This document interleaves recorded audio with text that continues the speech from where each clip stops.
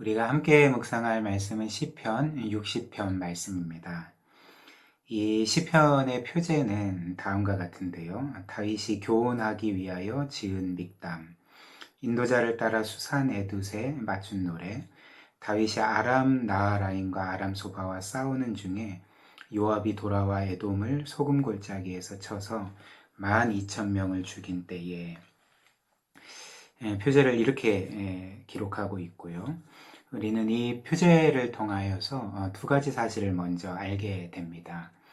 첫 번째는 다윗이 시편을 기록했을 때 그 목적이 바로 교훈하기 위함이라는 것, 즉 자신과 이스라엘 백성으로 하여금 하나님께서 주시는 어떤 교훈을 깨닫고 또 찬양하고자 하는 목적으로 이 시편 60편을 기록한 것이죠.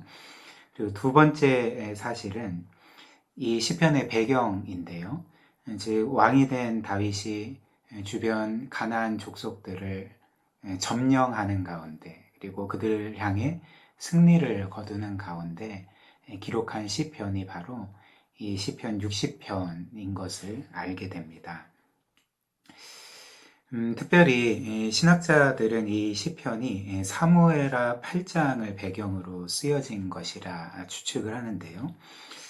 사무엘하 8장을 보면 말씀드렸듯이 왕이 된 다윗이 전쟁을 통하여서 블레셋이나 또 모압과 암몬, 아람과 아말렉 이런 등등의 가나안 족속들을 향해 승리를 거두었고, 특별히 사무엘하 8장 14절은 하나님께서 다윗이 어디를 가든지 승리하게 하셨다라고 기록하고 있습니다.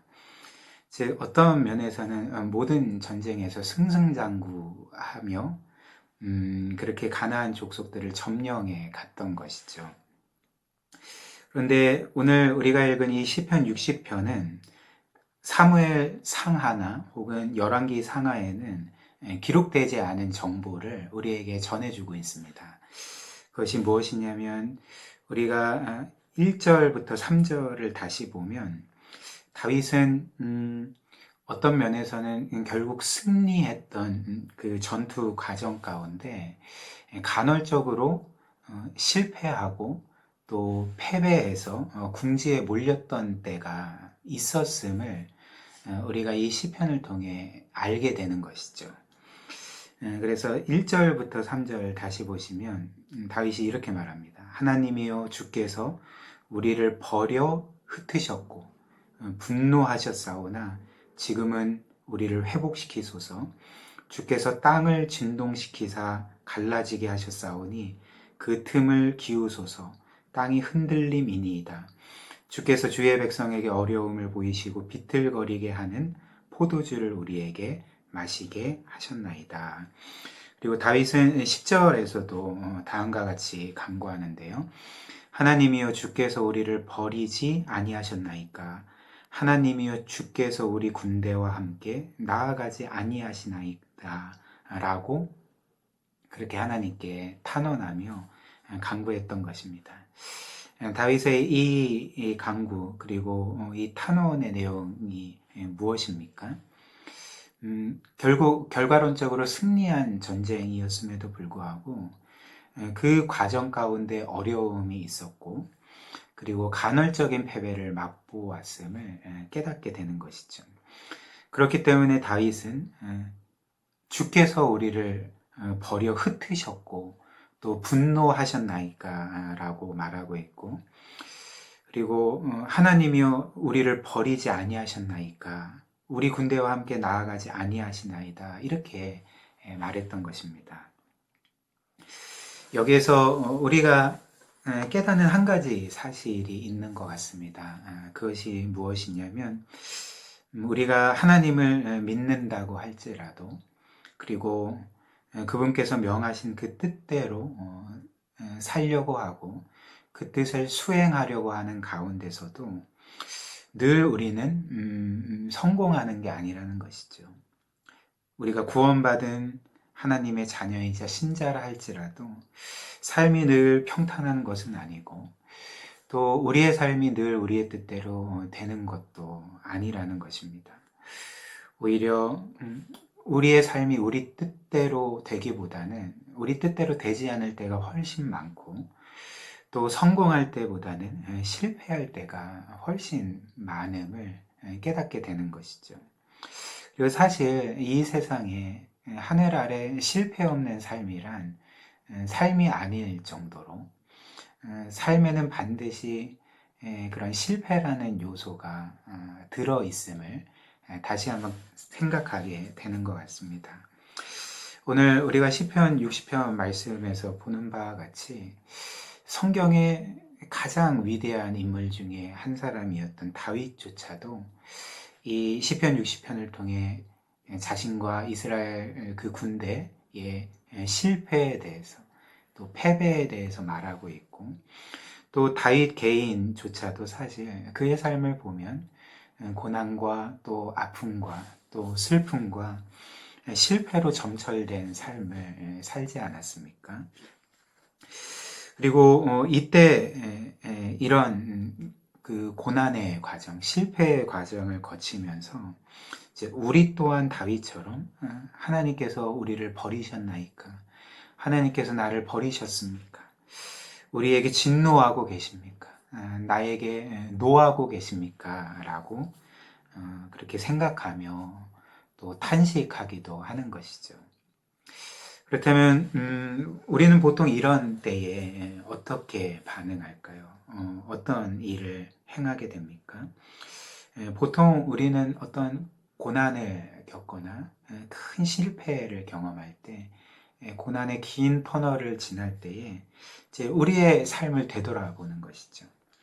그래서 우리 삶에 두드러진 죄는 없었는지, 또 하나님께 크게 불순종한 것은 없었는지, 이런 것들을 돌아보고 또 하나하나 점검해 보는 것이죠.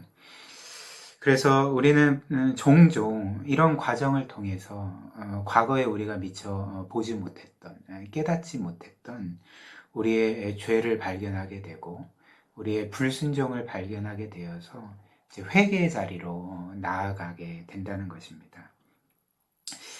그러나 이때 이렇게 고난의 때를 지날 때에 우리가 무엇보다도 해야 될 한 가지가 있습니다.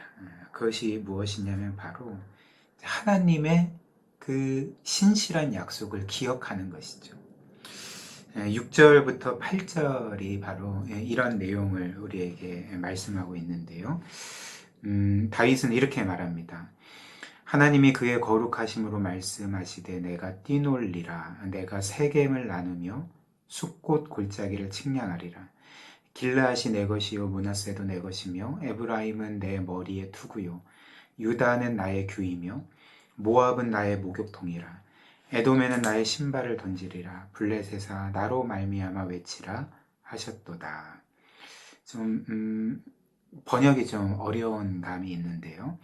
그 새번역 성경은 이렇게 번역을 해놨습니다. 7절과 8절 제가 다시 읽어드리면 길르앗도 나의 것이요 므낫세도 나의 것이다. 에브라임은 내 머리에 쓰는 투구요 유다는 나의 통치 지팡이다.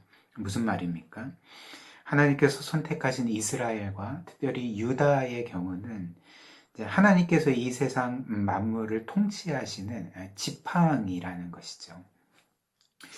이처럼 하나님은 이스라엘 편이고 유다의 편이고 특별히 이스라엘 백성을 통하여서 자신의 뜻을 이루어 가신다는 것입니다. 통치해 가신다는 것이죠. 그러나 이어서 8절 말씀이 어떻게 말합니까? 그러나 모압은 나의 세숫대야로 삼고 에돔에는 나의 신을 벗어던져 그것이 나의 소유임을 밝히겠다. 내가 블레셋을 격파하고 승전가를 부르겠다. 하나님은 자신의 통치 지팡이인 이 유다와 이스라엘 백성을 통하여서 이제 모압과 에돔과 또 블레셋을 격파하고 그들을 점령하고 통치하시겠다. 이런 말씀인 것이죠. 즉 이스라엘로 하여금 가나안 족속을 향해 승리하게 하고 그들의 땅을 차지하게 하리라는 하나님의 약속을 다윗은 기억하며 그 약속에 호소하고 있는 것입니다. 그리고 이 약속은 사실 하나님께서 이스라엘 백성을 출애굽시킬 때, 그 애굽에서 구원하실 때에 그 조상들에게 주셨던 약속이지 않습니까? 즉 너희는 그 적과 꿀이 흐르는 가나안 땅으로 진격해서 그 땅을 차지할 것이다. 이런 약속을 주셨는데요. 여호수아 1장 6절에 이렇게 말씀합니다. 강하고 담대하라. 너는 내가 그들의 조상에게 맹세하여 그들에게 주리라 한 땅을 이 백성에게 차지하게 하리라. 동일한 가나안 땅을 차지하리라는 그런 약속을 주고 계시는 것이죠.